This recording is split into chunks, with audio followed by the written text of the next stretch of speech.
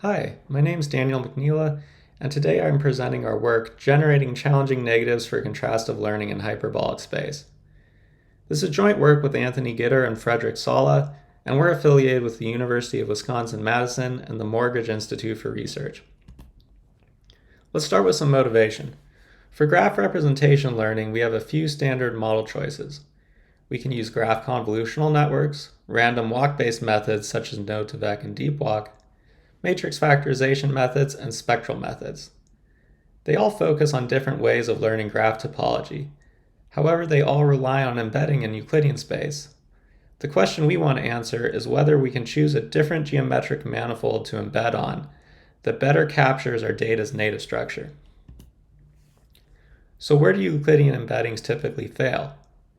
Well, there are many types of graphs we can't embed in Euclidean space without distortion. As an example, take a look at the two graphs below. In each, we have a pair of nodes connected by a red dashed line.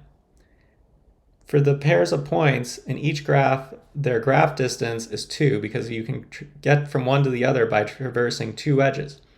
However, their distances in Euclidean space are square root of 2 and square root of 3 respectively. This represents a distortion. So how can we embed these graphs without distortion? What we need is a space with exponential volume growth. As another example, take a look at this graph. We have two leaf nodes connected by a red line. This line shows that they're small in Euclidean distance. However, their tree distance is quite large, and in fact, their common ancestor is only the root node of the tree. The problem here is that the number of the nodes in the tree grows exponentially with the tree depth. What we need is a space with that same exponential volume growth in order to embed trees without distortion. So our solution is to embed in hyperbolic space.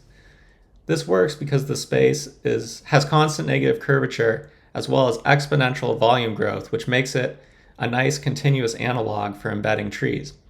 It also provides a good inductive bias for scale-free network hierarchies. Now we combine this geometric embedding space with contrastive learning to learn graph representations. How does contrastive learning work? Well, we iterate over all the points in our dataset and learn their representations. For each point in time, we call the point that we're learning the representation for the anchor point.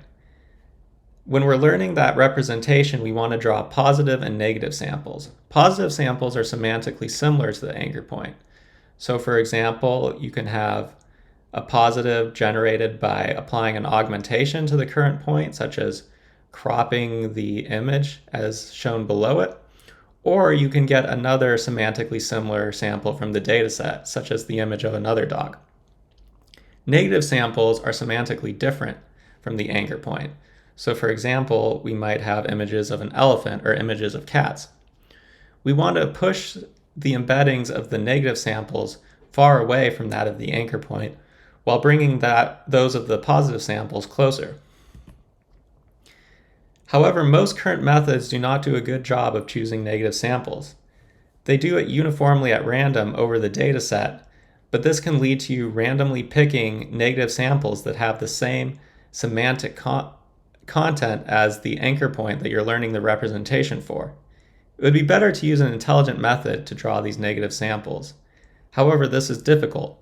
How can we identify the negative samples in an unsupervised manner without having access to the class labels? Our idea is to use geometry to do this. Now, to bring this into the biological domain, we can take a look at molecular graphs. Many chemical molecules have ring-like cores with tree-like branching as their side chains.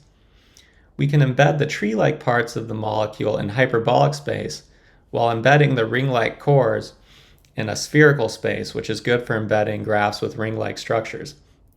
And then the overall idea is to eventually embed these molecules using a mixture or Cartesian product of hyperbolic, Euclidean, and spherical manifolds that will capture the best of all worlds. But as our first step, we're just doing this with hyperbolic spaces.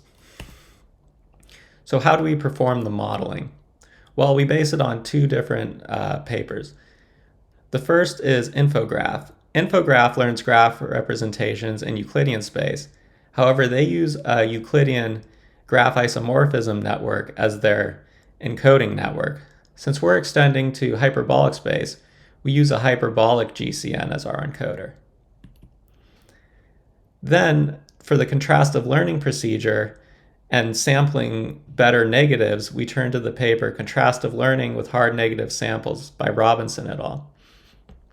They have a key idea that the most informative negative samples for a model are those which look structurally similar to a positive sample pair, yet which ultimately possess a different class label. They also have these two principles, that the sampling distribution Q should only sample true negatives at any point in time, and that the most useful negative samples are the ones that the embedding currently believes to be similar to the anchor. In short, negative samples that have a different label from the anchor but that are embedded nearby are likely to provide significant gradient information during training.